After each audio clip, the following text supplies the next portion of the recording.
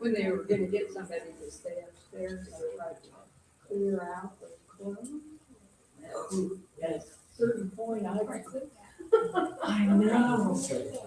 The good thing was, I got in on the end of that with lots of winter clothes and sweaters and hats and gloves, so we took them to the river.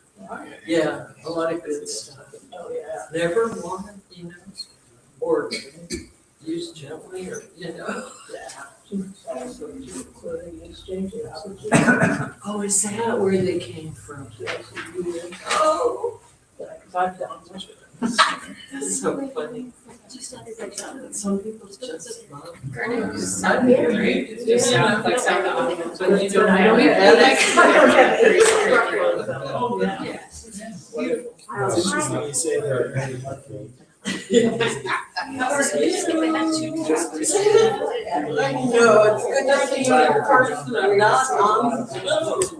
Yeah. I'm really great. Thank you.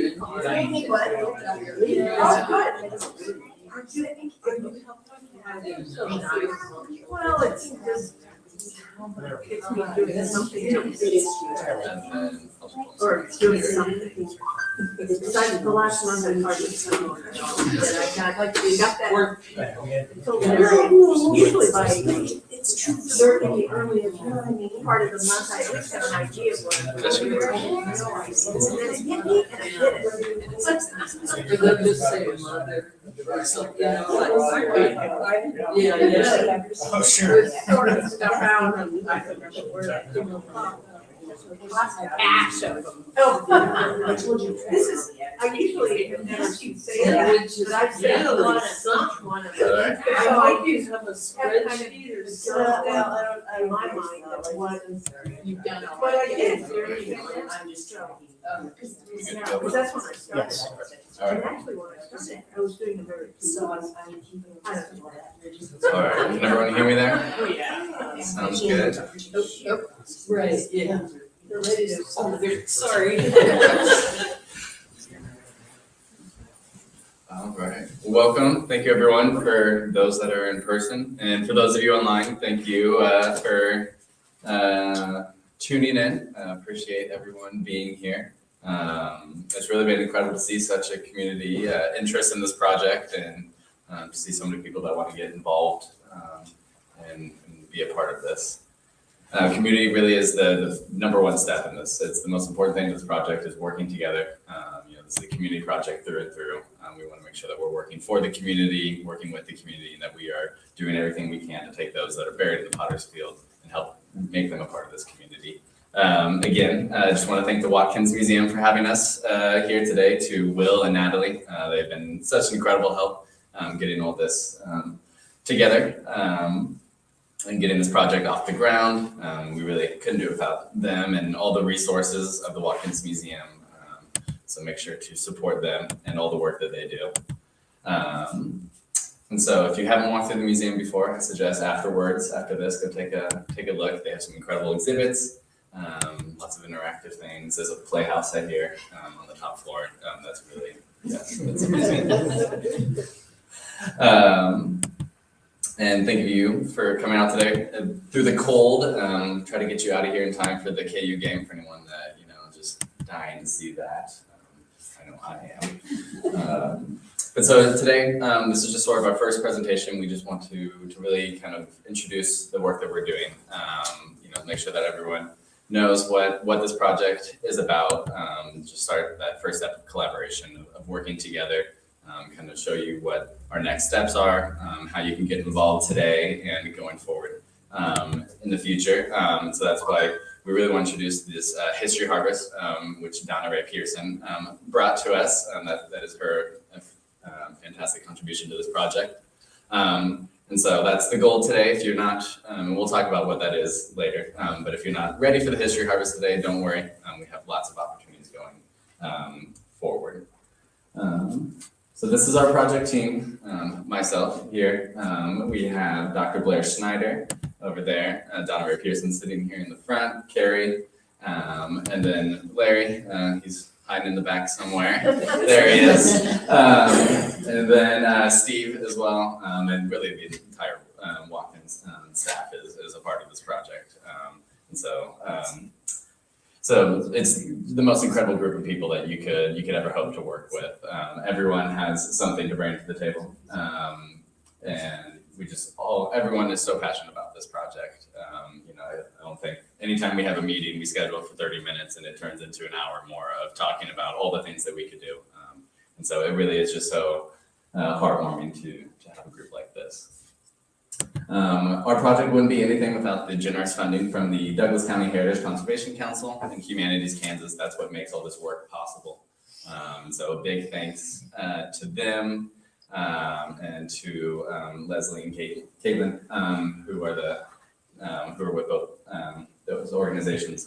They have been such a help throughout this process, and so support these groups in any way you can. If you have projects you want to work with, reach out to them. They are doing incredible work across the county and across the state. If you want to know what kind of projects are going on, check out their websites. Just incredible work all around.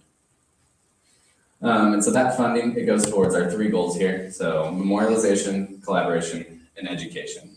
And so the ultimate that funding goes towards is making signs. We're hoping to make some signs out at the Potter's Field that are going to list everyone's names, date of birth and death, place of birth, these ways to memorialize each individual that's out there. On those signs, we're also going to have a series of podcasts that'll also be online. These podcasts are going to dive into the stories of their lives, of what a Potter's Field is, the history of Oak Hills Potter's Field, what sort of things, what sort of events and hardships would result in, a burial in the Potter's Field and what that really meant. And so in order to do that, it's all about collaboration, working together through these history harvests, learning the stories of the lives, learning about these individuals, anyone that was involved with the Potter's Field, the cemetery. And through that, we hope to educate. Not a lot of people know what a Potter's Field is, about Oak Hills, about these people's lives. These are untold history of Lawrence, these untold stories. And so through presentations like this, through the podcast, hoping to educate, and that, a Potter's Field isn't sort of a relic of the past. So just a quick disclaimer. So this project is about protection and care. The geophysical methods that we used, and we'll talk about what those were, they do not disturb edit. They're non-invasive. They don't disturb the graves in any way. That's how we are able to learn and protect at the same time. The cemetery is owned and operated by the city. So the records are city documents. They're public documents that are available online. Some of the records that we're using from the city, we had to fill out a form to get them shared with us, but it's all public record. And so we hope to incorporate the stories that are shared with us. Those are not ours to own either. Those are the property of those that share them. The Watkins Museum will be a repository for them, but in no way are we looking here to take. This is all about working together and to give back. So what is a Potter's Field? So they're not really talked about much. We saw, sort of the Potter's Field start to become a talked about subject, during the pandemic, especially with the Hart Island Potter's Field in New York City, which is the largest in the world. We started to see some of this attention drawn to the way that some people are still treated in death today. The Potter's Field may not be as prevalent as it once was, but it still exists. So the term Potter's Field actually comes from the Bible. Some high priest bought a clay field from the money that Judas had received. So that's where the potters would collect their clay, and they bought it to be a burial place for those that couldn't afford it, for those that were unknown, and such. And so then that's where the potters got their clay, Potter's Field. But it's also referred to as a pauper's burial ground, a pauper's field, an indigent burial ground, and so forth. But Potter's Field is kind of the colloquial and sort of the more well-known kind of term for what it is. But so a Potter's Field itself it's for those that couldn't afford a burial plot. So those that couldn't afford, a burial in the proper section of the cemetery, they were buried in unmarked graves, typically in a section that's kind of tucked away into the back. And so that red square that we see there, that's the kind of the area of where the Potter's Field is that. So it's tucked away into the corner, and it seems, sort of like an open, unused section of the cemetery, but it's far from that. there's a lot going on there just below the surface that you don't know, because it doesn't have those traditional markers that we come to think of.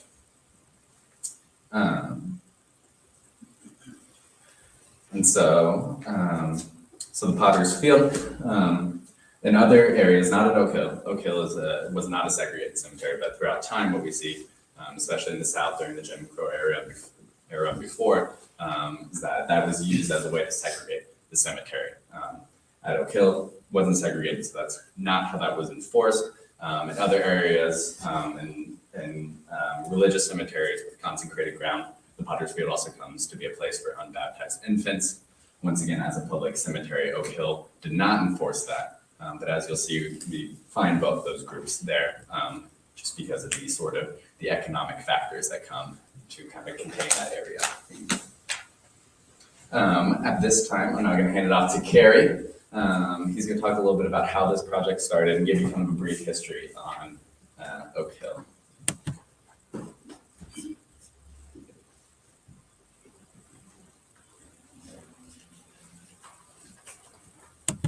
Thanks, Caleb. The cemetery itself was a result flowed out of the raid on Lawrence by Quantrill in 1863. Prior to that, there was a cemetery west of town. We now know it as Pioneer Cemetery up on KU campus.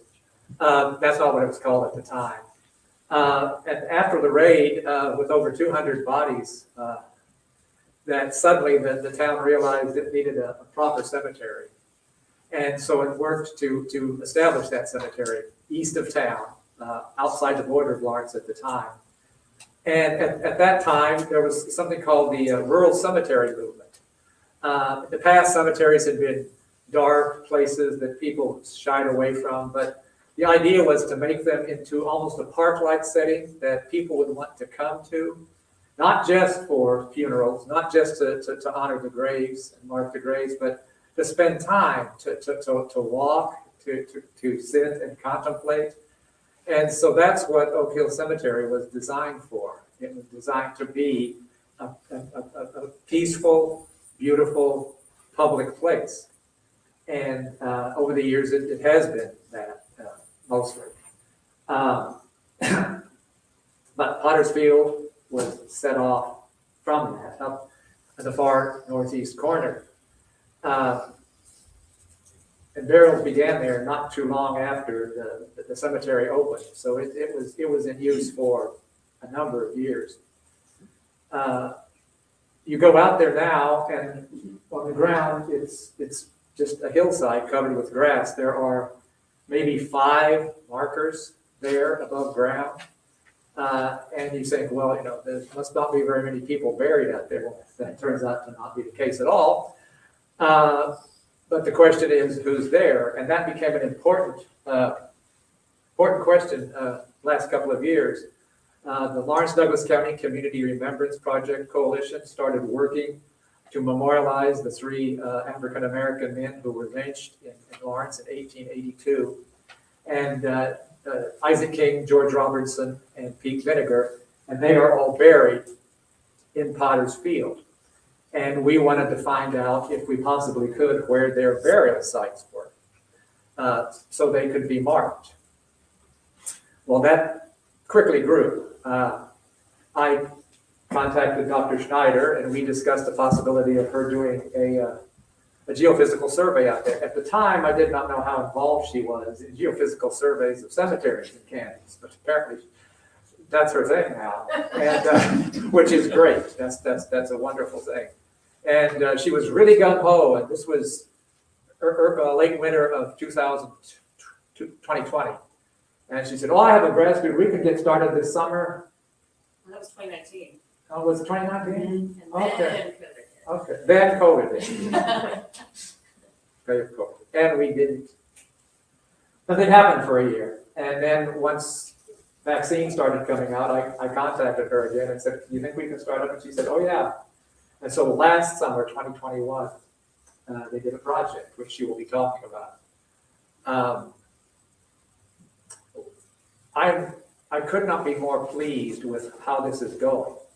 And before we started this project, before a diagram, a plot of some of the burials in the cemetery were discovered by city staff and city records, we had no idea, even the boundaries of Potter's Field. There are no markers out there, there's nothing, just those few headstones. Fortunately, Moses Gray's tombstone is on all of the charts and all of the records. So we were able to start at his place and then move out from there. I like to say that Moses has led us. And that's a very real, I'm not making that up. Without Moses, we wouldn't be as far advanced as we are. So, I've talked enough, and Dr. Blair Schneider is going to tell you about the project and how it was done and and some of the findings, I think. So, Dr. Schneider? All right. Can you hear me? There we go. So a little bit about myself. I'm a military brat, which is why you'll probably see me standing at attention right here. But I never thought this was going to be my job, but it's been a wonderful path to career. My undergrad research project was mapping a cemetery in Port Republic, Virginia. And I always thought, how cool would it be? Hello there, I see you right now. I always thought how cool it would be to get to do this as a career, and it's turned into that. And I've gotten into this really unique position where I work for the Kansas Geological Survey. I'm paid by taxpayer dollars, and so I want my research to go directly back to the Kansas community. I think that's really important. And I got really interested in working in archaeology from undergrad, and so my master's thesis was working in Ohio at these prehistoric earthworks, and then my dissertation was all about how can we use radar to detect bone, both from an archaeological perspective, but then also forensic, working with law enforcement. How do we find people who are missing? So it's a weird niche that I have, I admit, but it's turning out to be pretty useful. So Oak Hill is a really special place. I think when you walk out there, the first time Carrie brought me out there, and you walk out into the Potter's Field in particular, you stand out there and you're just like, it's a very spiritual place to me. You feel very connected when you're there. And I want to talk first about how important it is that we mix history, people with the science. How important it is to combine humanities with science. Because if I just came out here with my equipment and ran lines, I can't say much about it if I don't know anything about what I'm collecting data over. So finding that map, the blue map, which we'll show at some point in the presentation, and then all the work that Caleb and Larry and Carrie have been doing finding these records, I can't make any interpretations about this data without that. And then it doesn't feel meaningful unless I can connect it to those stories. So I'm very passionate about not just collecting science to have data, but to take that science and connect it to our stories. So the fact that this project has turned out the way it is just really a phenomenal thing. So we began the geophysical survey in 2021, that summer. It's very hot. Had some wonderful people who even got porta potties brought out for us, which was super awesome. And I decided that instead of just doing this as a project with myself and some students, I put out a call to the community to say hey, who would want to come help with this? And I was really surprised by the response. There were so many volunteers. I've got 4 of them up here who came out every day and helped me collect data because it could be pretty grueling. And so we collected 4 sets of data: ground penetrating radar, and I have the equipment right over there. We collected electrical resistivity data, and then we collected electrical conductivity and magnetic susceptibility, and I've got the GEM equipment over there too. So if you want to look at these after the presentation today, I can show you them. And I'll explain each of these as I go through them, but this took several weeks. It was several weeks of work, and I couldn't have done it without the community volunteers. And so here's the plot map. So when Carrie first reached out to me, this didn't exist. We were just going to go out there and make some best guesses. And then we found this, I believe, in the bathroom, right? It's stored in the bathroom. It was stored in a bathroom. South Park, yeah. In South Park. And this sent us on a whole new path. So what you're looking at here is it's the Potter's Field, and it's a map. Although a map with no scale. We do know that north is this direction, but that's about all I have here. And what we can see is that I think what we estimated on this was 1,500 lots, is what we counted, or was it 1,250? It's supposed to be 15, but it's Yeah. 1250. 1,250 lots in this field, and you're looking at this field, and you're kind of like, whoa. And then there are some names. Again, you can't read it because this is a really big map. Here, I'm not making sure. There are some names in here. Sometimes though, it might just say infant, or there might just be an X, which we didn't really know what that meant. So we started off with just this like general information. It seems like wherever this lot is that we're looking at, this big field, there's people, and it looks like maybe about 300 something on the western side of the field. So that's what I had to work with. But that was still better than nothing, trust me. So here's an aerial photo from Google Earth of the Potter's Field. So there's a road coming in down on the side. Right here, there's a ditch that comes through. Actually, turns out there used to be, Caleb's gonna dig this up maybe, there used to be an old bridge that crossed over here. And then right here, that's Moses's headstone right there. Carrie's right on point. Really, Moses led the way for all of this.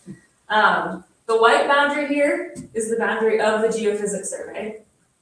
And then the red boundary here is what Caleb and I have estimated to be the boundaries of that plot map, based on the number of graves that are in there and making some estimated guesses about the size of those plots. We're thinking they're about 3 by 8 feet.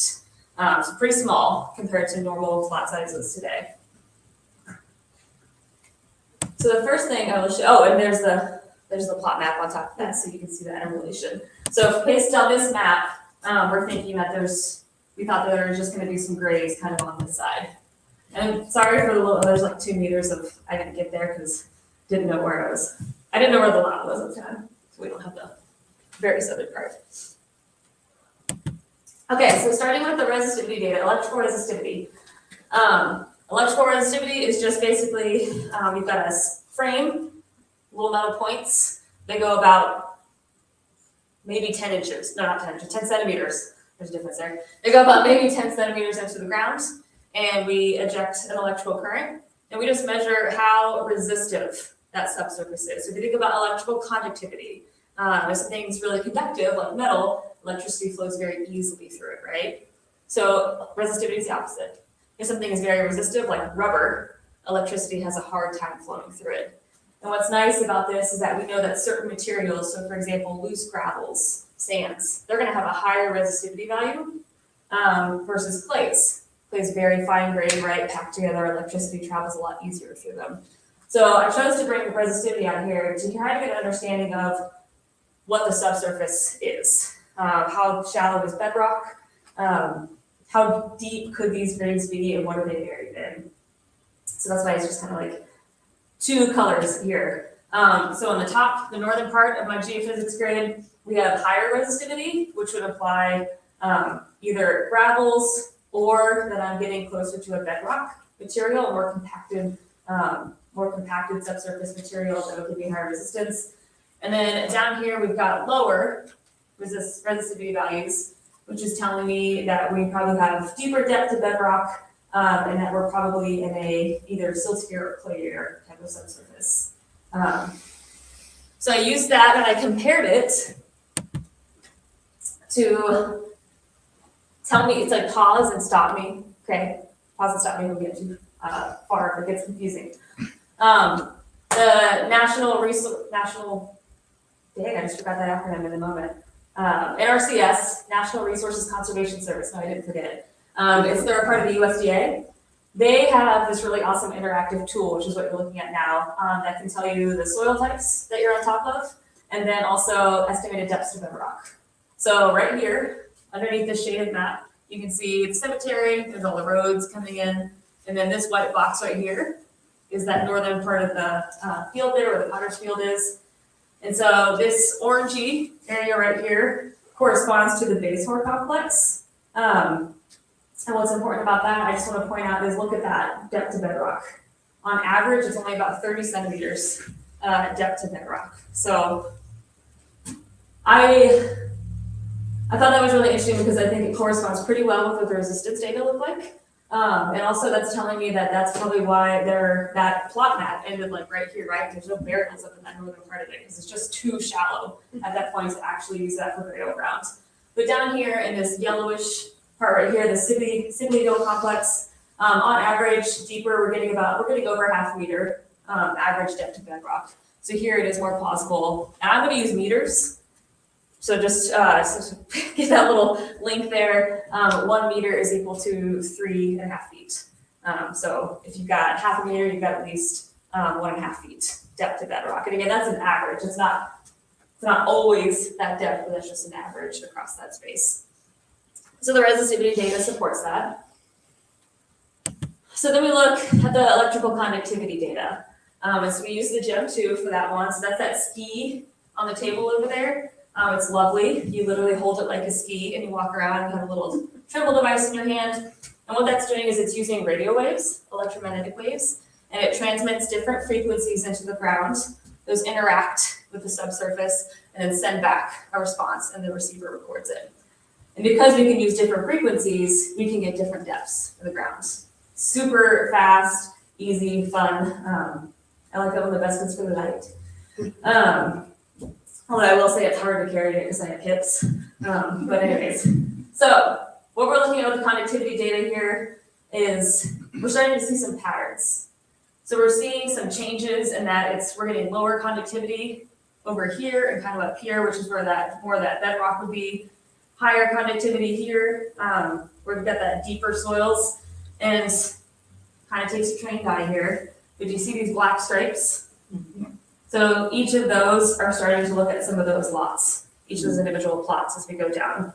We're seeing changes in the soil signatures, and we can start to delineate those. But still, this is pretty rough resolution that we're looking at. Take out the magnetic susceptibility data. So this is basically using that GEM and saying, because we're using radio waves, we have an electric field and a magnetic field. So we can pick up metal because of that magnetic field.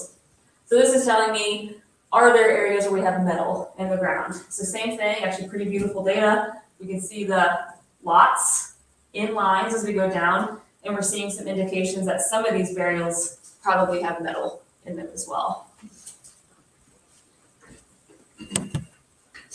Okay, GPR, oh, go ahead, yes. Well, on that last one, there's that break line on the right there, yeah. Not a clue. So the lot is supposed to, if we've calculated that outright, the lot is supposed to end before we get to that space, and this is where the trees are. So I'm wondering if either I've calculated it incorrectly and perhaps the burials did go farther back than that, or if there honestly isn't just some buried trash, more historic trash. These are really high values, which is more indicative of historic types of stuff, but I can't say unless I go out there and ground truth it, which I'm not going to do because that's not the point. But my personal hunch is that because we're so close to the trees and to the boundary, there's a walking field back there. It might be historic trash, but I caught that too. Good eye. And please feel free to ask questions like that throughout there. I love that. So here's the ground penetrating radar data. I'm going to show you 2 different ways of looking at this. So with the ground penetrating radar, I love that thing. I need the RBG, just FYI, so you can open me earlier. So RBG, you push her across the ground, and she also uses radio waves. Okay. I can use different frequencies for this project. I use a 200 megahertz frequency antenna. In Kansas, that'll get me maybe like 1 to 2 meters in the ground max. It's so clayey here that the radar waves can't get very far, whereas if I was somewhere where it was really sandy, that 200 megahertz could get me like several meters into the ground with some pretty good resolution. So you've got a good intake. I push her along, she emits this frequency into the ground. It hits the subsurface and it goes down in time. So I get multiple reflections back in time as I'm moving along. So I can make like nice 3D slices as I'm moving along the ground. Those other machines that I showed you, it just gives you 1 data point in time, averaging over some interval in depth. So I can take these, I can turn it into a big block, and then I can just cut it down in time. That's what you're looking at right here. So here's an example of the entire grid cut down at 10 nanoseconds in time, which is about 35 centimeters below the ground. The yellows here are just showing you amplitudes. So if it's yellow, I've got pretty high amplitude response. And if it's blue, no change in amplitude. So we're not looking at anything different. And I look at these time slices for a couple different things. Mostly I'm looking at activity and then changes. I've got a lot of high amplitude up in the north up here. And that's the really strong response that I'm getting from the bedrock. And you can see the bedrock in the time slices. It's very shallow and it's dipping. So that's telling me that there's some solid bedrock closer to the surface. And then up here, we're just getting a lot of amplitude responses back, showing me that as we move up and down, there's changes, starting at a really shallow depth. If I keep moving further in time, so this is deeper, this is at about 70 centimeters. Below, we're still seeing some of that bright response from the bedrock, but then notice how it's a lot quieter. We're getting some individual responses, probably associated with those lots, but it's not deep here. Anything that's buried here, we're not getting much change after we get about 2 feet into the ground. So that's telling me that a lot of these barrels are very shallow. Also, though, it could be limitations because it is so clayey. Maybe my radar just couldn't give me enough signal going back there, but if you look at I'll show you the lines next. It's pretty shallow here. Here's what radar data looks like. So here's an example of a time slice. So what you're looking at here, kind of ignore this. This is automatic for the software. This is time, but they automatically converted it to depth, but not using the right velocity. And then across here, you've got the x-axis showing you meters across the surface. And so these red triangles here on both of these is right when we passed over Moses' headstone. So we were like, okay, here's something where we have something that we can be like, we have a known person here. And right when we hit Moses' headstone, we get these. These are called diffractions. You might also hear me call them frowny faces. That's what I'm looking for. When a radar passes over something that's buried in the soil, it'll make that diffraction as it moves by. And then if you notice, near Moses, we're seeing other diffractions as we move along too. So we're starting to say, okay, we're probably seeing multiple people buried here. There were a couple of other headstones that we're able to compare it to.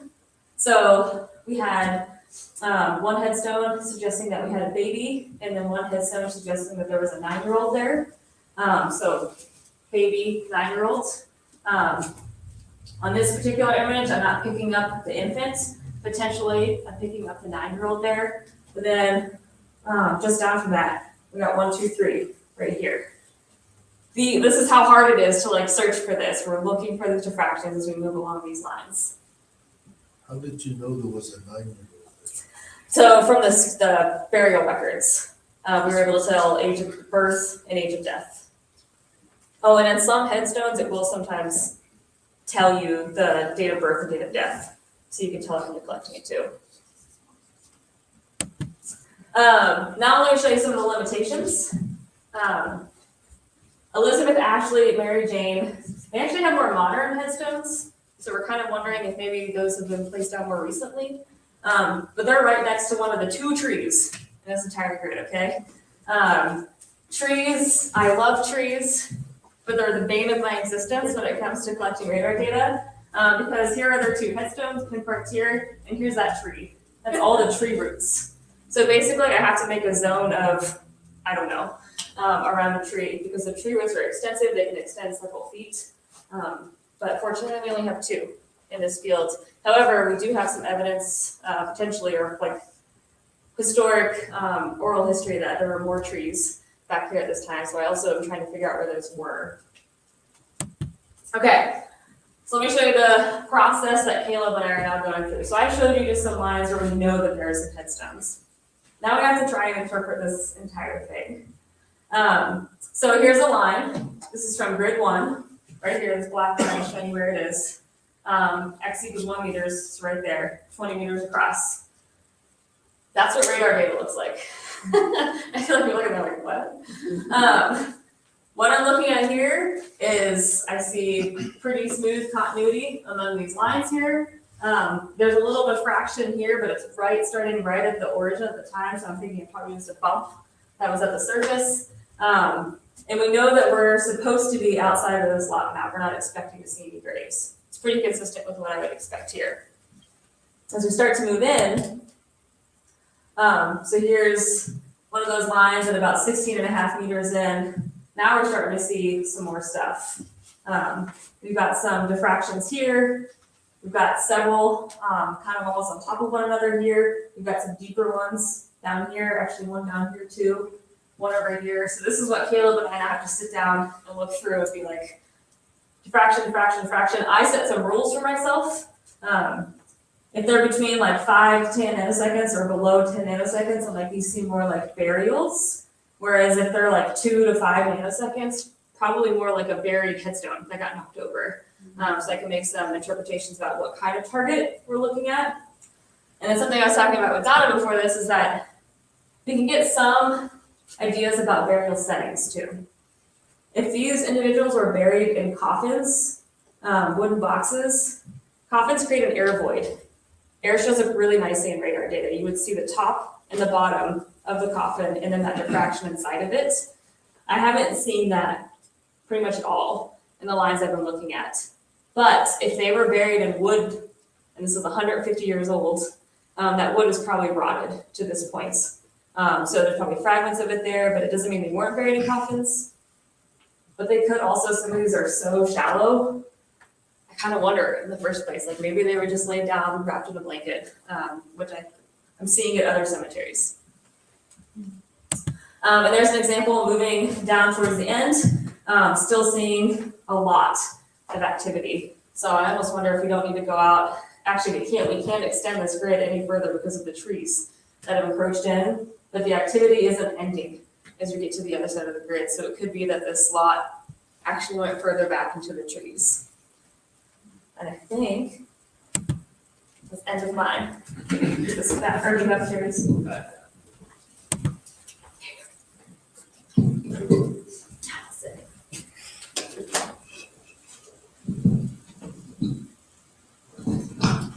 All right, so as Blair talked about, we can go out and we can do this survey, but it doesn't mean much without context. So we can go out and we can find what we think are, burials, probable burials and things like that, but that's all that it really means. But by using these records, we can put a name to those spots. We can, we can know how many people we're looking at and things like that.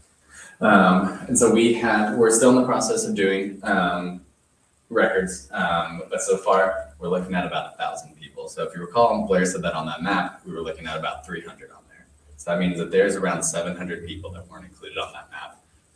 And why, we don't know. The map seems to be after kind of the time when they stopped using the Potter's Field. So the latest burial we found is 1917. The first one is 1866. And so that map seems to kind of go across that entire span, but does not include everyone on there.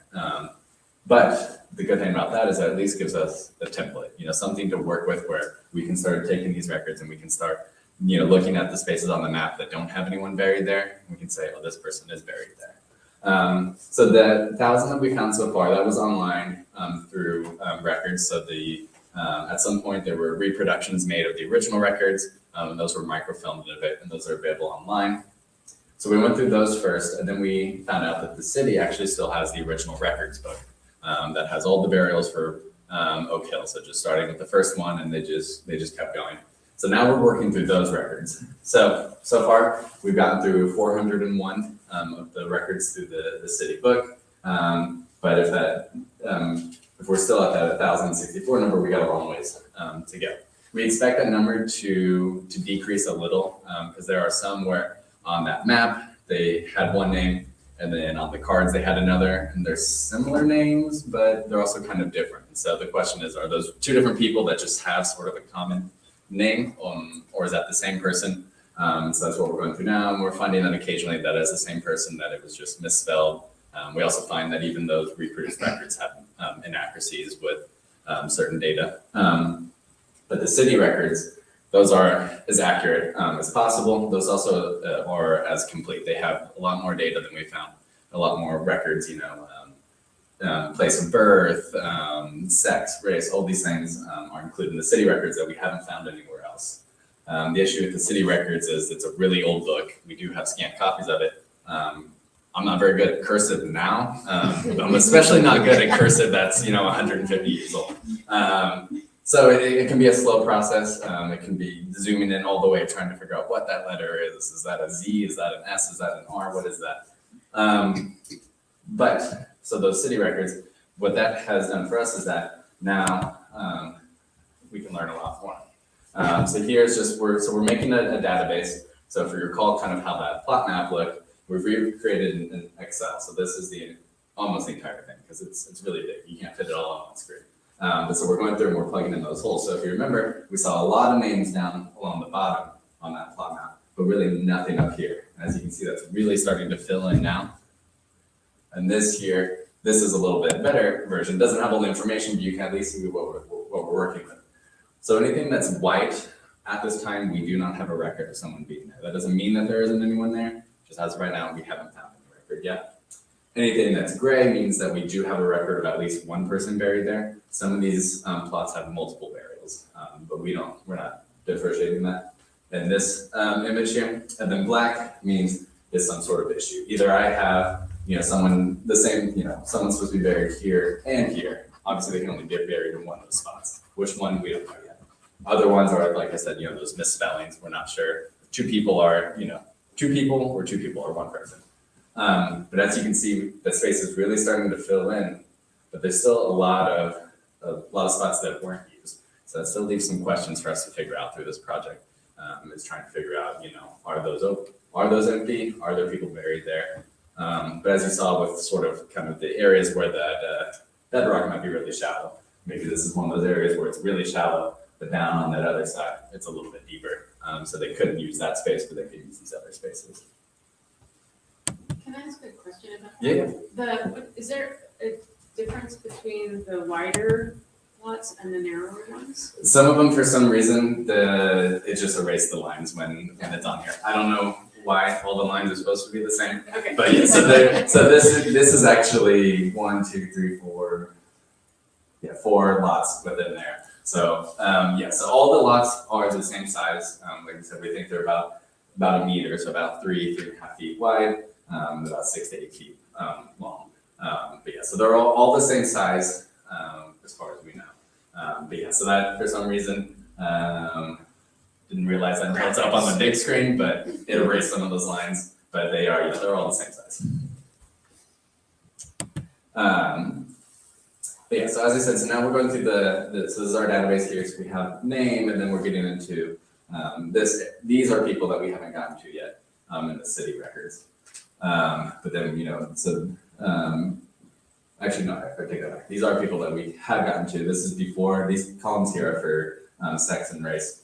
This is before they started recording that. So when they first started doing the records, they did not record that data. They did record where someone was born, where they last lived, age, some of the time. Those highlighted yellow ones kind of show you some of the issues that we're having. So there, can't quite read what the year is and things like that. But sometimes, as you can see here, it says NA.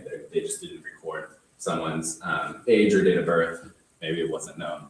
Maybe they just didn't record it. But we also have cause of death, things like that. So now we're collecting all the data that we can. But so part of the issue is so as you can see, at first we don't really know exactly kind of the identity of each person unless they're black. The thing is there, they would write colored next to their name as if that was who they were. That is not who they were. They are a person beyond that. And so at first we only knew of about 20 African Americans buried in the Potter's Field. But that number now, so out of that 401, we're at 144 now. And so we're seeing that's starting to grow a lot more, that there is a lot more people there that are black than what we knew of. But we can see that the biggest population group within the Potter's Field is children and infants. They account for about half at this moment. And right now we're only in about, I think, mid to late 1870. So this is only, kind of the first 10 years of burials here. So there's a long ways to go still. So we'll see kind of how that starts to change over time. The other thing, because we can see where people are born, now we can start identifying first generation immigrants. So people that were born somewhere else, came here, and then they died in Lawrence. right now, we don't know about their children, who would have still had that same shared immigrant experience, but because they were born here, all I know is that they were born, in Lawrence or somewhere else within the United States. But using genealogical resources and things like that, we hope to be able to kind of identify those family trees and look and say, okay, these are the direct children of this person, and so then we can start to form those groups. But as you can see, about a quarter of and right now the only immigrants we're seeing are European immigrants. And so that lines up with the history of Lawrence. We're not seeing any groups from anywhere else yet at the time, just from Europe. So looking at just within the white population of that 401, that's what we're looking at here. About a quarter of those are immigrants. And then this shows kind of a breakdown of where we're seeing from. So the majority of those are from Sweden, and then England, that's the next big. And then as you can see, we're seeing a few other population groups, from different areas. But obviously we know that Lawrence has a very rich German history and things like that. And so we can start to kind of line this up with events that we know are going on within Lawrence history and kind of see how those align. But one of them, and so for this project, I actually ended up doing my master's thesis on Oak Hill. What I was really interested in was care, because Oak Hill, the Oak Hill Potter's Field is incredible. I mean, it really changes the narrative on Potter's Field. For so long they've been overlooked, within the cemetery itself, but also within the studies of cemeteries and things like that, because they were thought that this was just an area, devoid of anything. There were holes, people were buried in the holes, unmarked, and that was it, and they moved on. But what Oak Hill is showing is that that's not the case. First of all, we do have headstones here. We don't see that at all the Potter's Fields. Sometimes that wasn't allowed. The cemetery managers, would not allow you, even if you had the money at a later date, you could not put up a headstone. But at Oak Hill, you can. I mean, we're seeing headstones. These two here were probably from, about the time that they were buried. This is the Moses one. So Moses, who led the way, this is his headstone there. And it's really unique. It's concrete, so it was hand poured, homemade. And there are white shells across the top, and then there used to be glass bottles here. And so that's very common within the African American folk kind of style of headstones. You see that across the country. And then this is Dolan there that we saw in the radar data. And that style is very common for the time. But then there's Mary Jane West that we also saw. As you can see, that one looks very different from the other two. That is a later date one. So Mary Jane West died in 1878. That style, we don't really see that style in cemeteries until in the 1900s, and really started going towards the 1910s and 1920s, or even later. And this could be even newer than that. But I don't know when, excuse me, I don't know when that one was placed, but what that shows is that, some people did know that we assume that this is some sort of relative or someone, found out that their ancestor was buried in the Potter's Field, and they bought them a headstone. And so that shows that there was not only care going on then, but this care has maintained generations and decades later. But what we're also seeing is there's a lot of care going on under the surface that you don't see here. And that we found through the records is they would include, who paid for what and things. So most of the time when they were buried there, they were charged into the city or to the county to pay for the burial. But what we're seeing is that sometimes friends and families would actually pay for the burial in the Potter's Field. So they had enough money within the Potter's Field space, but they didn't have enough to give them a burial within the cemetery proper. But when they do pay, we see them actually digging the graves themselves sometimes, and so they were burying their loved ones, doing everything they could to give them that care, that proper funeral that they deserve. We also see them paying to bury loved ones together, even when they died years apart.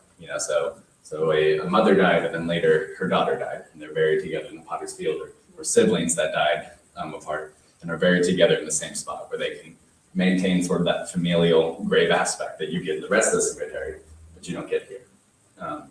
And so that really starts to highlight sort of that these spaces have a lot to offer, not only to the community and being able to connect them back again, but it really switches that narrative on what a Potter's Field is.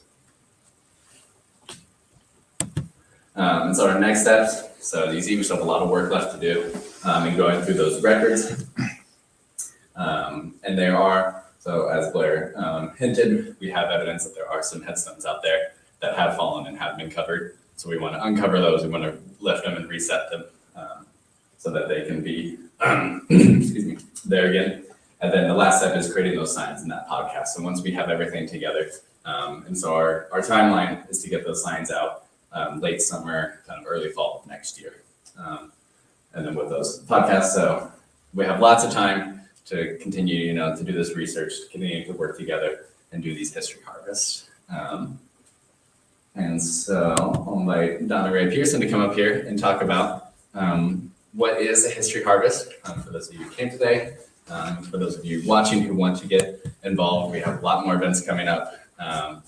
And we are always happy you can reach out to us and we can connect and go to you if we need to. But I'll turn it over to Donna Ray to talk about that. Oh, thank you, Caleb. Just switch out real quick. Okay. So basically, you've probably heard something like this before. When you ask about someone who died by name, you honor the life they've lived. And that's what we're trying to do with this particular project. We're trying to gather to turn that data into actual stories, and the stories of people who not only lived in Lawrence, but also built Lawrence. And that is something that's currently missing in the record because we don't know those stories. So it can't be in there right now. So part of, when Caleb and Blair asked me to be a part of this project, I listened to how they were getting all this rich data and how they were going to be creating this. But my simple question was, what have you asked the community about this project? What if this cemetery has been here for 100+ years? Somebody's got to know something, okay? And the main thing that I find in the history field is that sometimes we have what I call peaks and valleys, and sometimes the valleys are those missing records, things that are not necessarily documented, but then you have other rich, sources of data. When I look at the National Register nomination for this cemetery, and it is on the National Register, I saw no references I saw things about the beautiful headstones and about some of the famous people who are in there, but I did not see any references to Pottersfield. And that is a mistake. I'm just going to call it a mistake, okay, and leave it at that. So part of what we're going to ask you to do is help us gather the stories of this. And that's what a history harvest is. This is us asking you, what do you know about Pottersfield and the cemetery in general? And we will be able to create some context for this project and for some of the resulting projects. And it's really simple. It's not overwhelming, but it does take some effort on your part. So if you have any newspaper clippings, photographs, or anything like that, we would love to be able to scan them at some point in time. If you have a story, maybe, I think I heard you guys say there was someone who actually lived right around the corner from the cemetery and approached you about this project and gave you some information about it. Maybe I've heard of another story where a family actually visited the cemetery, took photos, and this was another part of Kansas, but that filled in such a huge gap in the knowledge of the people who are keeping the cemetery. Sometimes in genealogy resources, I actually work in the local history library at the Shawnee County Public Library, and we have a lot of genealogists come in. Sometimes they're just looking for and have information about the oddest things. And that could be one of those plots that somebody has already identified that their family member is there. And we'd like to connect them with some real hard data that this is actually where the person is, because otherwise we just tend to say, we know they're there, but we can't put it together. And that's kind of what I love about this project. It could potentially reunite families. It really could. It could make a difference. So that's what we're doing today. Now, I know some of you probably didn't necessarily come with your photographs and your stories, but we can take them if you have them today.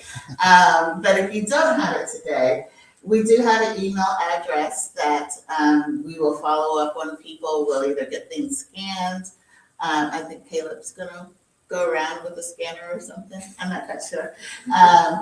Scan things or do little mini oral histories with you. And it's really basically simple, it's just who are you and what do you know about the cemetery is basically what it is. So even the smallest of stories have some value and some meaning and can be used in part of this project. We are set up for that today. But if you're not prepared to do that today, we can make arrangements for you to come later, okay?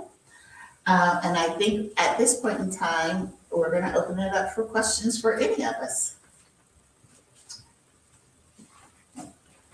Yes. You mentioned, I believe in Caleb's portion, that that map only had, I think, like a small fraction of it, like 30% or so of the graves identified.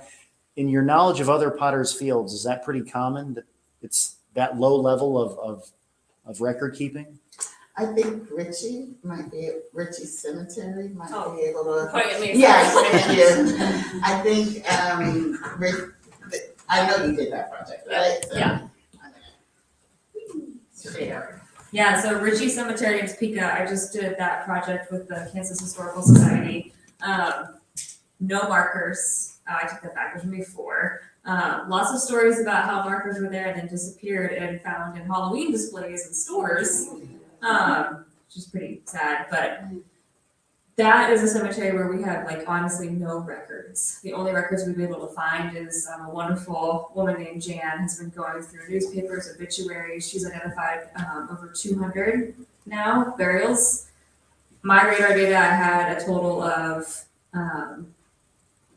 so I have a hard time saying targets, right? Because I don't know what they are per se. But I had a total number like over 700 potential burial targets, whether they're potential buried markers, even like something like a brick or connected targets that could be a body. So I think that there were probably a lot more people buried in these spaces than we know about. I mean, people actually could have gone out though and buried family members without letting the city know either, right? Because if they wanted to have some part of that care and they couldn't pay for it, you do what you have to, right? To like do something for your family. So I think all of these, just like we know a lot of stuff today is underreported, I think it definitely probably happened here as well. Yeah, so it is, not a lot of Potter's Fields have maps made to them, because, it didn't really matter where. So they might have records of who's buried there, but it didn't really, they didn't think it really mattered where they were buried. But there's also Potter's Fields out there that have no records at all. No one maintained it yet. So we are fortunate in this project that we do have so much information available. We're really lucky that it allows us to get more personal with, this care that we're giving them now. Because some, all they know is that this is the space and that's it. And they know who might be there, or they just know that people are there. So we're fortunate in that. I will say too, here, there must have been a map because they were able to come back years later and rebury. Yeah, so they knew, somehow of and without markers, they at least knew how to figure out that space. So, counting out footsteps or something, they knew that they had to be buried about in this location and doing that. Maybe what's not clear is that for each of those squares, the city's record has a number. Right? So that grid is a numbered grid. Yeah. And so the empty ones were ones where there's a number, but no other information. Yeah. So they have the plot numbers, so we know where the plots are. But one of the issues that we are trying to figure out, I think Blair talked about it, is that the numbers for the plots within the Potter's Field go from 1 to 1,500, but there's only 10 rows on that map, and each row only has 125 plots across it. So if you do the math, that's a lot of plots that we don't know where they are. And so we have, because they're numbered, we can identify what numbers aren't on that map. And for the most part, those numbers that we've identified don't have a burial, but there's about 10 people who are said to be in a plot number that isn't on that map right now. So that's one of the things we're trying to figure out. So using that survey, we can kind of answer those questions. We can see, okay, maybe it extends more to the north or the south than we thought it did. And so these rows are supposed to be longer, or maybe there are some rows missing. Maybe it goes more to the west than what we thought it did also. Should also point out too that there could be plots where we know someone's buried and the radar doesn't pick it up. It does not mean they're not there. It could mean that they're weathered or the orientation of the antenna didn't get that return back from that target, right? So a non-detect does not mean that they're not there. That's what's so great about the records. Non-radar question, but the headstone question. Mhm. Since you have just a few Mhm. in Pottersfield, did you try to compare these styles, raw material used and so on, with some the rest of the cemetery to be able to pinpoint the time better? Because we know, I'm sorry, I'm not used to speak through this. Because we know that from studies of other cemeteries that the so-called funerary architecture, which are headstones that they change in USOA through time since the beginning of the rural cemeteries, inception everywhere and until today. So we know that there were first, these higher rising obelisks are earlier, and then the Depression era, people have no money, even the rich ones were bankrupt, so they couldn't do anything. So did you do, with these few headstones, could you do any kind of comparison, and if, would you find it useful at all? Yeah, so we haven't I was done visiting Oak Hill Cemetery because that's why I know it a bit. So. Yes, yeah. But yeah. So as you know, they call them seriations, and it's a thing that they do within archaeology. That's what you can do if you have a bunch of tombstones that you can't read. What you can do is you can look at symbols that are on them, or their shape, or their materials, and you can look at other ones in the cemetery, and you can kind of figure out, okay, so this symbol we see it really between 1850 and 1870. So if we find it on any others and we can't read what the date is, we know it most likely falls within that same range as well. And so we haven't done a formal survey like that yet, but there are two of the headstones out there that we can't quite read them yet, but they're quite weathered to the point where it's difficult to do even that much of a look at them. But what we're hoping to do is through cleaning them and kind of some of these more kind of using technology, LiDAR things where you can scan them and we can try to make out the grooves that we can read the data on them. But they would be useful to use, and especially for those ones where we're trying to figure out, because if you look at one and it says that they died, in 1873, but that style we see that style's from, we really see that coming in the 1890s, then we know that most likely that is one of those later ones. So we haven't done that yet, but that's something that we're definitely looking to do as we find the rest of the headstones. Can you go back to that care slide too, that Yeah. shows the headstones? So my first degree is geology. I'm a rock nerd. I really like rocks. And one thing that stands out with all cemeteries, especially in Kansas, is that, probably like mid 19th century, limestone is the most prevalent type of headstone material. Local was sedimentary geology right around. So the ones that are weathered, I know they're limestone because that's why they're so weathered. So we can make some guesses too about dates and stuff like that. That to me is why Moses's is so unique, because we know it was made, probably made by a family, handcrafted from concrete. And that's why this one stands out to me as this must have been more recent. This is granite. The closest thing you can get that's local, that doesn't require it being brought in as some quartzite anymore. It's because we have the quartzite boulders that came in, so that's a local source. This is granite. This would have had to have been brought in. It probably would have been pretty expensive, and just the inscribing on it would require a bit of technology. Yeah. So I think it's really interesting, and I want to make some additional comparisons and go across the cemetery and be like, when did these start coming around? It's this type of style, to maybe get us some more information on where this came from. And the Mary Jane West, there's three other, there's Brent Ashley and Elizabeth Ashley, and they are identical to that, because what that is, that's a catalog headstone. So like Dolan's here, that would have been, from a headstone, company, most likely local. We know there's a few that were operated within kind of the Topeka, Lawrence area at the time. And so that's something we're also looking at, is trying to contact them and see if this is kind of one of their styles that they did, because those would have followed, trends, but they would have been a little more unique because these are hand carved ones and things like that. But yes, Mary Jane West, it's a catalog style. So then, especially with across from Oak Hill, there's Memorial Park, and so this Oak Hill is a rural style. Then they have the park style cemeteries And those ones are designed to all have flat headstones like that. They're supposed, so that way the mowers can just run over the cemetery, makes it easier for upkeep. And that's the style that we really start, as that style comes into popularity, then we also see the park cemetery coming into popularity. But yeah, so that one, that's the one where, you have one massive company that makes all these headstones and then, ship them out to all the funeral homes or whatever. And you have, these options that you can choose from, and then they'll inscribe the name that you want into them and such.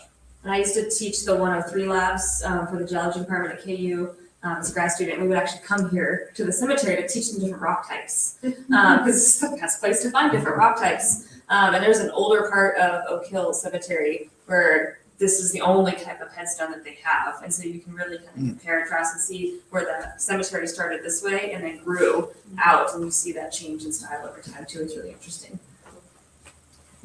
So I have a question. Thank you so much for doing this. This is so valuable. But, I'm wondering where a headstone may be buried.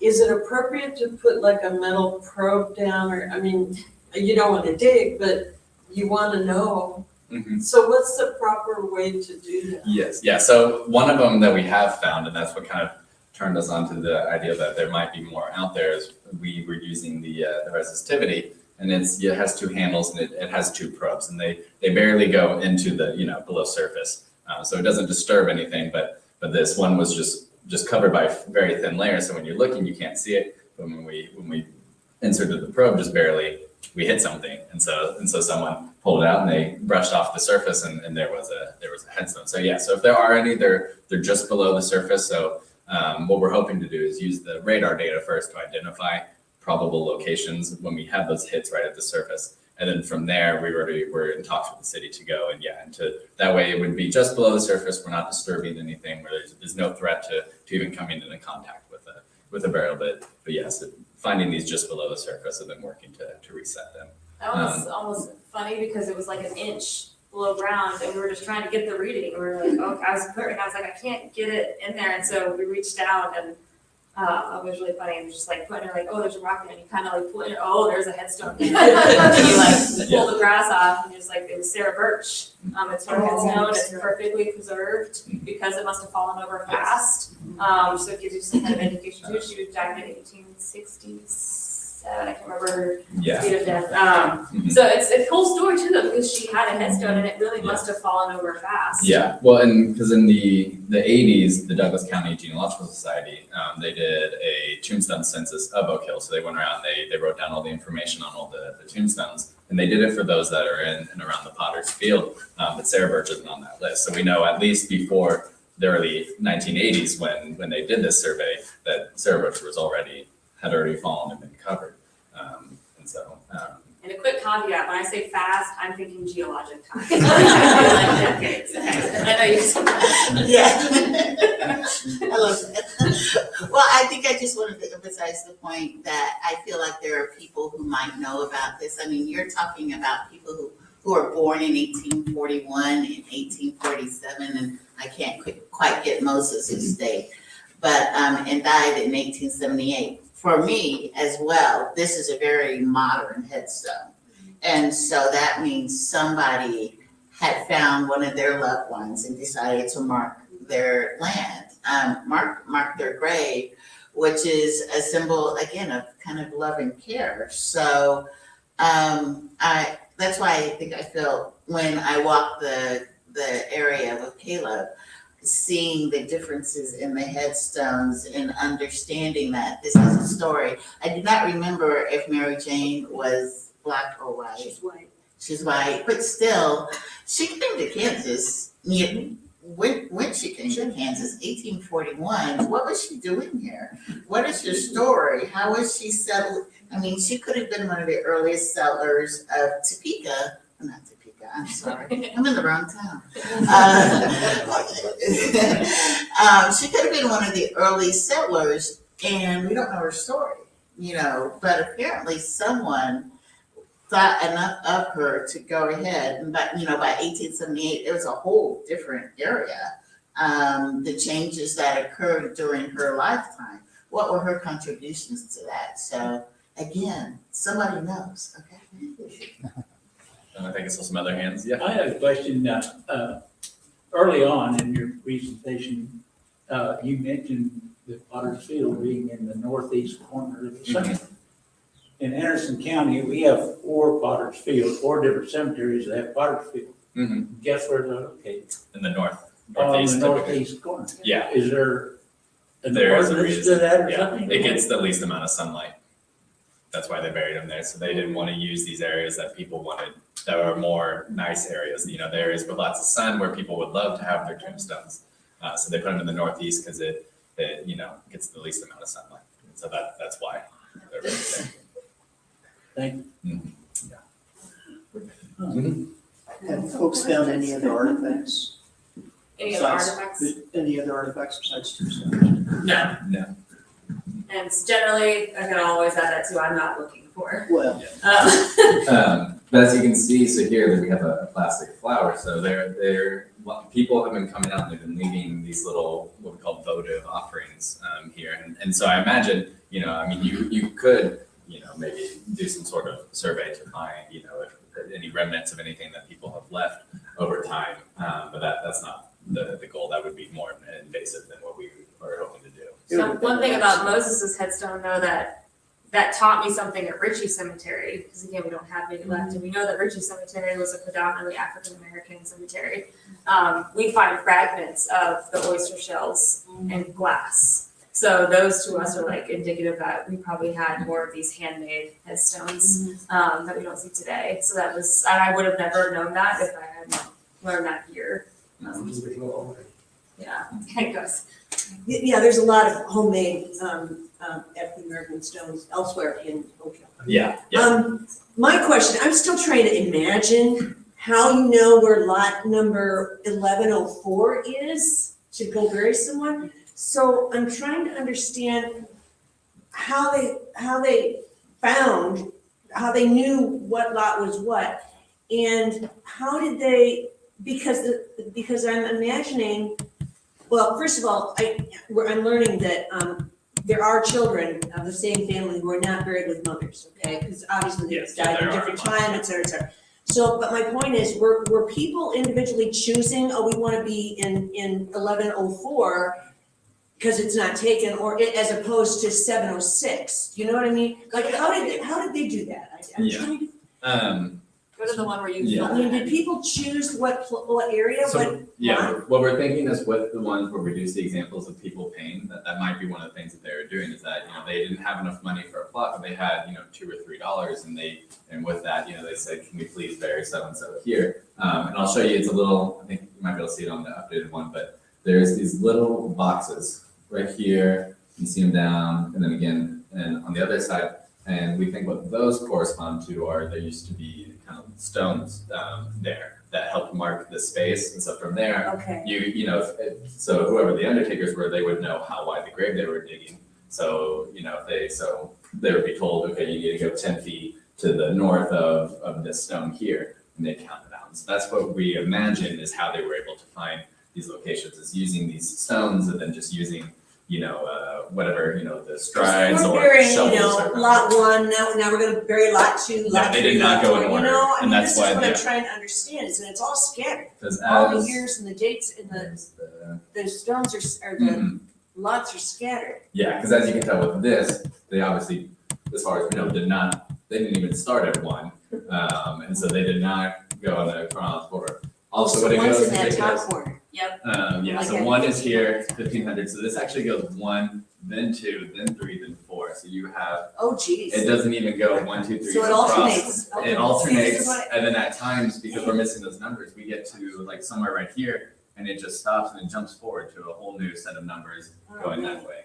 Because we do have stories of, obviously the funeral was at a church, but we know of processions that went out there, and people, a lot of people in many cases, in some cases, are around whatever that lot is that the person's buried. And so again, I'm trying to imagine, how did they know where to find the lot? Yeah. I mean, obviously with the fresh burial, you know where it is. Yes. But if you want to go back and visit the person again, how do you know where to go Yeah. if there is no headstone. Yeah, Is so we what I'm imagine, trying to yeah. imagine. Yeah, See we what I imagine mean? when they paid that money, if they were choosing a lot, then they were choosing one that they could better remember. But otherwise, yeah, they come out, they see the fresh one, and then maybe they were using those cornerstones kind of as well, and the families were remembering it's about this far from this stone, and then it became something, creating, that was part of what I explored in my research for my master's was creating mnemonic devices, so using the environment to create memories, and then you could reuse those,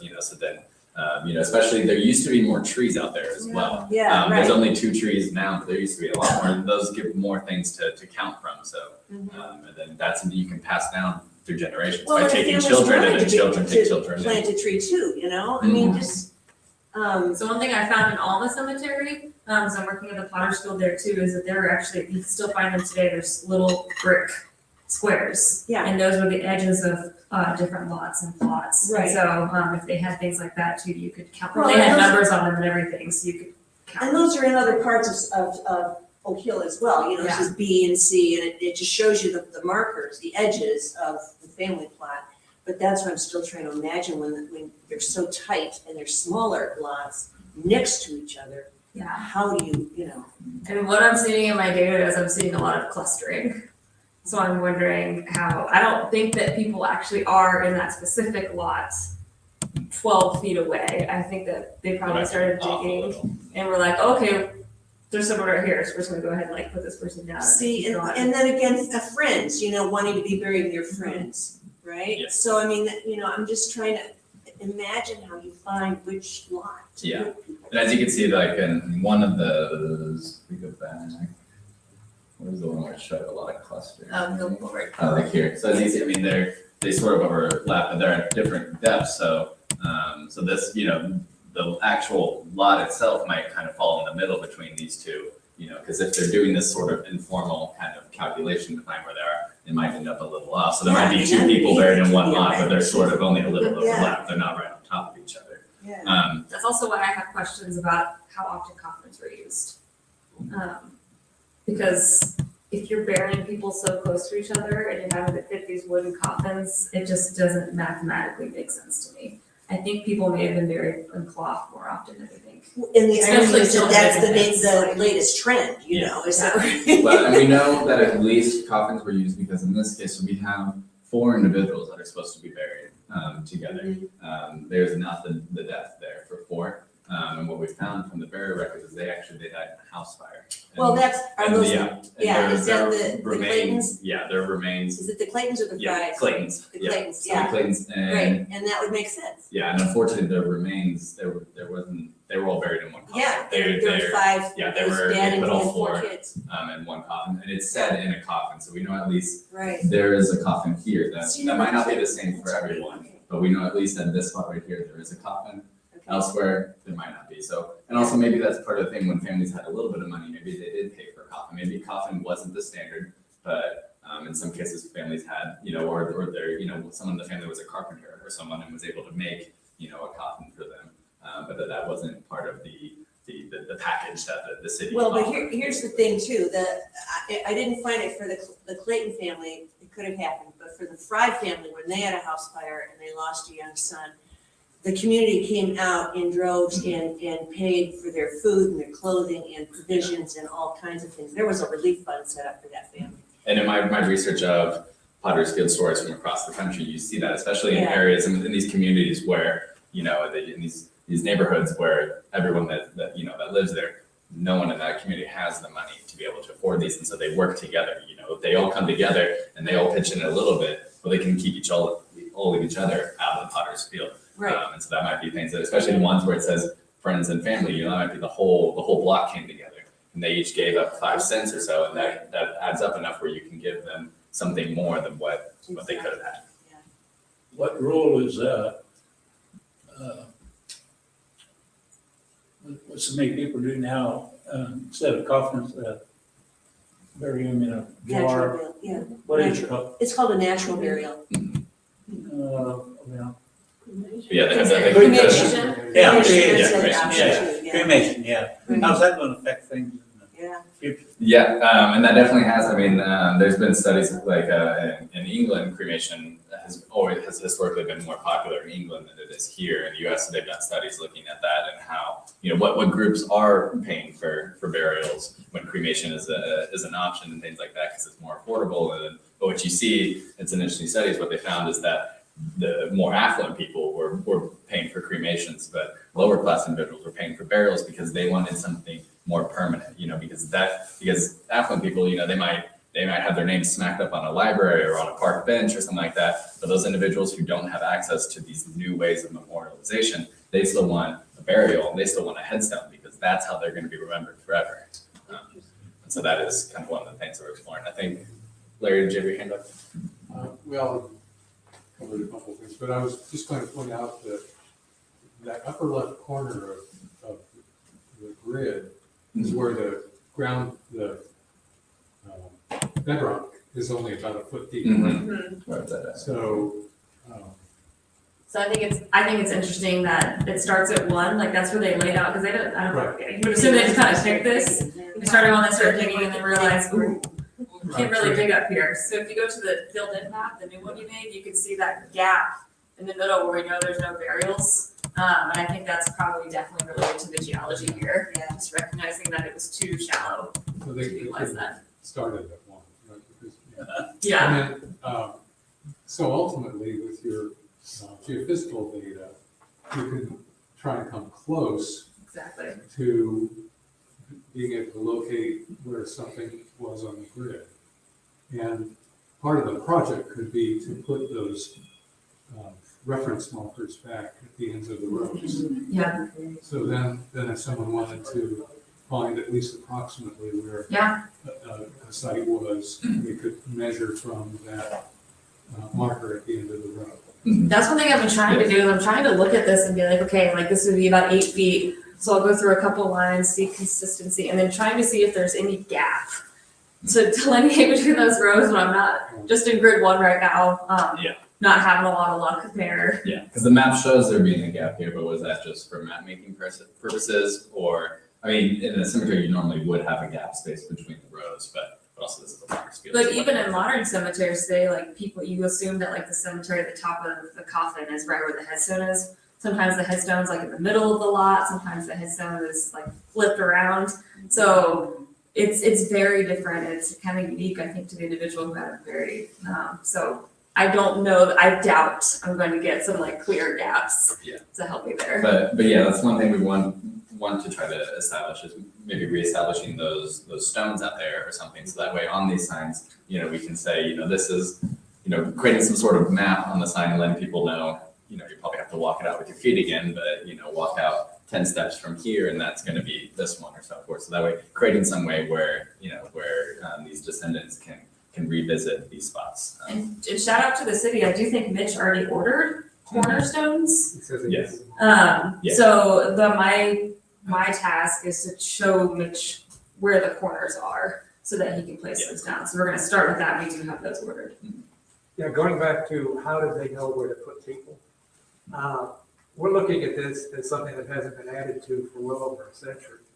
When they were adding to this, it was frequently going on. I mean, these people that were working with the cemetery to bury saw them, and the graves were a lot fresher. You could see a lot. We're talking 50-year period. Where all of these go in.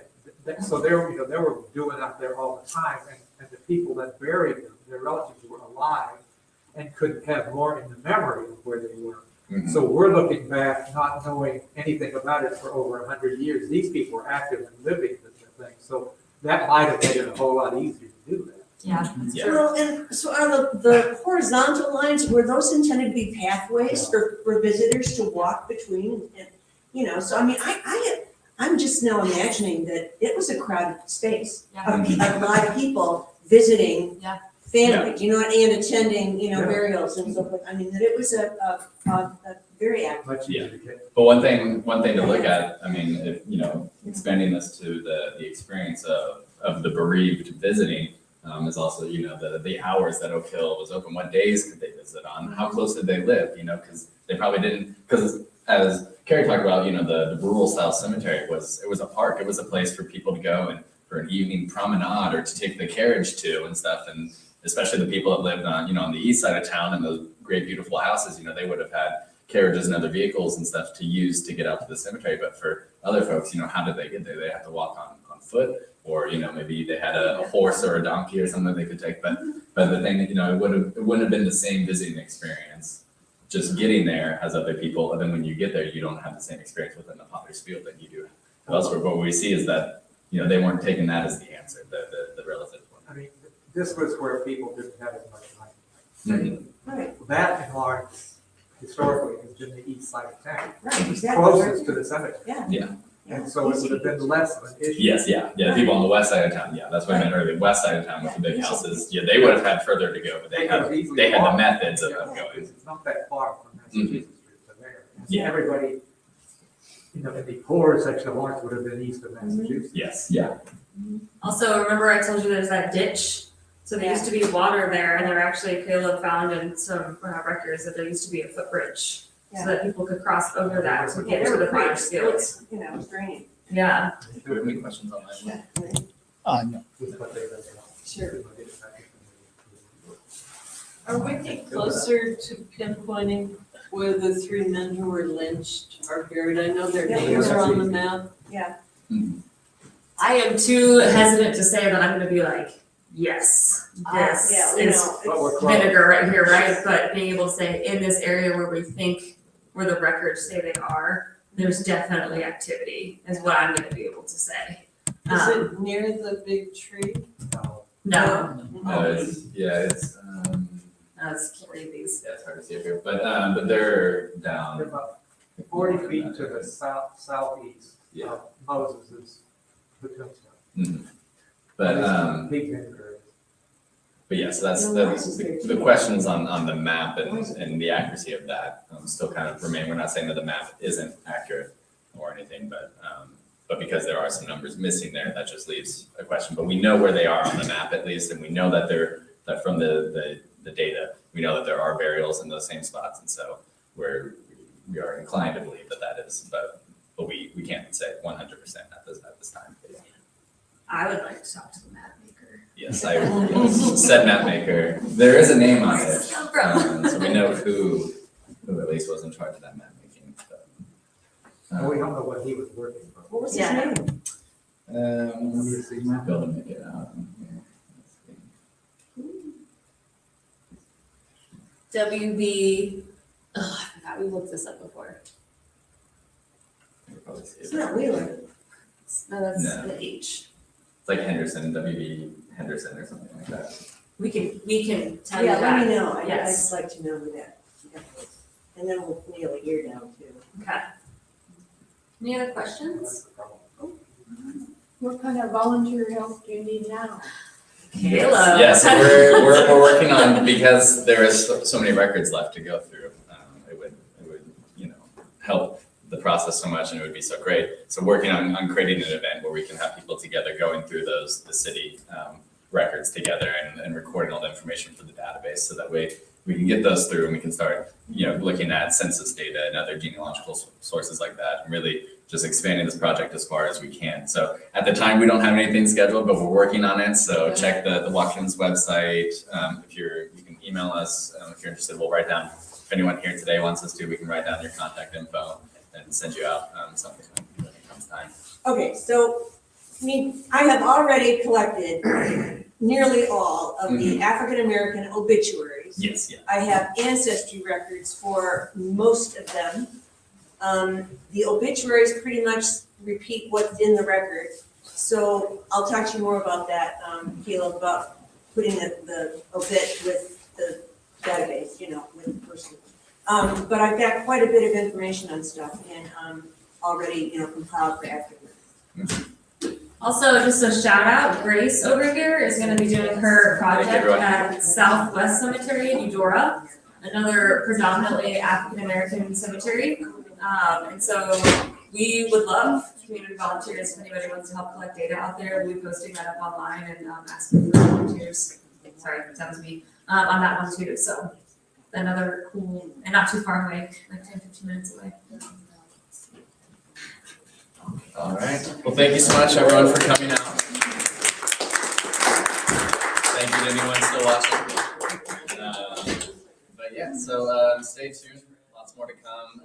around if you want, if you have anything to share, or if you want to be a part of future research events and things like that.